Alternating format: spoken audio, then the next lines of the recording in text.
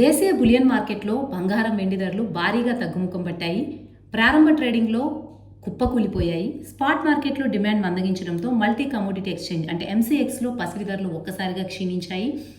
10 గ్రాముల బంగారం 0.69% మేర తగ్గింది. 1,54,820 రూపాయల వద్ద ట్రేడ్ అవుతుంది.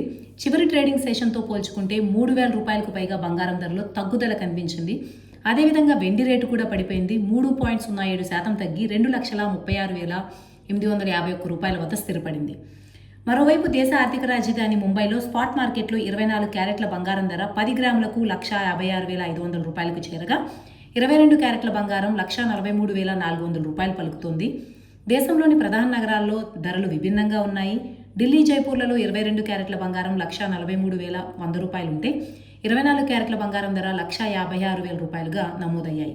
అహ్మదాబాద్లో 22 క్యారెట్ల బంగారం 1,43,300 రూపాయలు, 24 క్యారెట్ల బంగారం ధర 1,56,000కు చేరుకుంది. పూణే, హైదరాబాద్, చెన్నై, బెంగళూరు, కోల్కతా వంటి నగరాల్లో 22 క్యారెట్లకు 1,43,400 రూపాయలు, 24 క్యారెట్లకు 1,56,500 రూపాయలు ట్రేడ్ అవుతూ ఉంది. కిందటి నెలలో బంగారం ధర 10 గ్రాములకు 1,80,000 మించిన విషయం తెలిసిందే. ఇది ఆల్ టైమ్ గరిష్ట స్థాయిని తాకింది.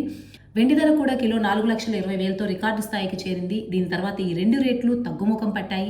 అంతర్జాతీయ మార్కెట్ ధరలు, దిగుమతి సుంకాలు, పన్నులు, మారకపు రేట్లలో హెచ్చుతగ్గులు బంగారం ధరలను ప్రభావితం చేస్తున్నాయి.